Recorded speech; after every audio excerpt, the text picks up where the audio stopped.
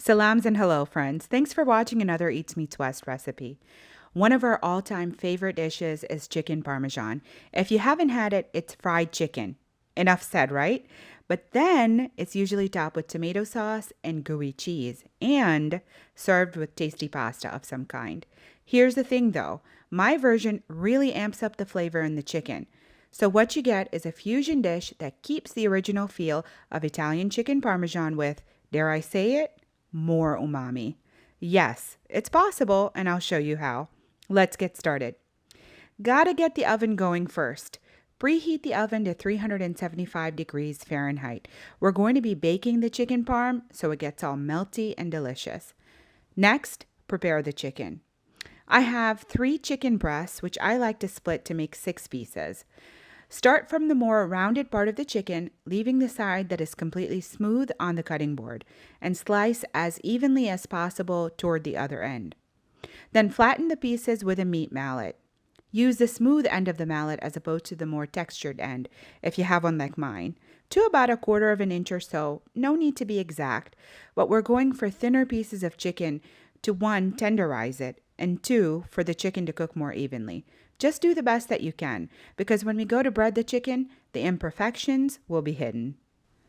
I've put the flattened chicken pieces in a bowl, and now we're going to season the meat. No, not just with salt and pepper, folks. We need to amp up the flavor. So, of course, add your salt and pepper. I do 1 teaspoon of salt, a 1/2 teaspoon of black pepper, followed by a 1/2 teaspoon of red pepper flakes, a 1/2 teaspoon of dry Italian herb seasoning, 1 teaspoon of Dana Jeera powder, which is a combination of coriander and cumin powders, a 1/2 teaspoon of paprika, and 1 teaspoon of garlic powder. Leave this to marinate while we get the egg mixture and breading ready for dredging the chicken. For the egg mixture, beat 2 eggs in a shallow bowl, add a splash of milk and about 1/4 teaspoon each of salt and pepper.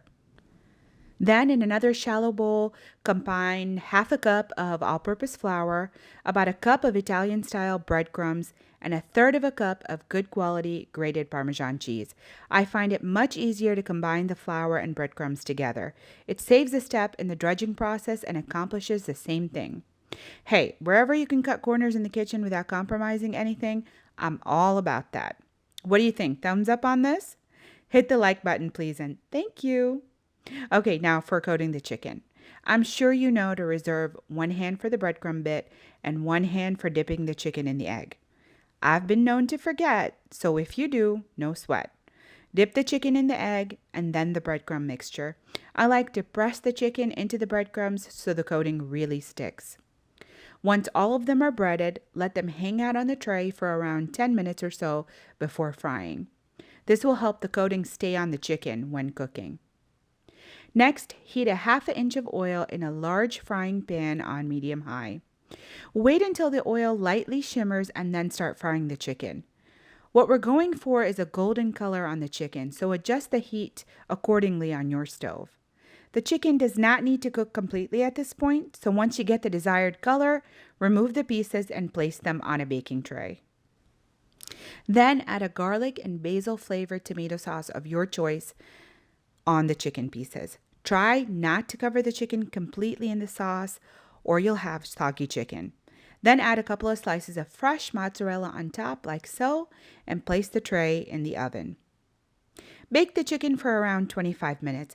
When the chicken comes out of the oven, sprinkle some fresh herbs. Here I have flat leaf parsley, but chopped basil would be great. Honestly, I don't know who cannot call this meal an all-time favorite. Tasty fried chicken with tangy sauce and melty cheese. 10 out of 10. I hope you try this recipe. For more fun fusion recipes, please subscribe. I'd love to know what you think of this recipe, so please leave a comment below. Thanks for watching. With salams.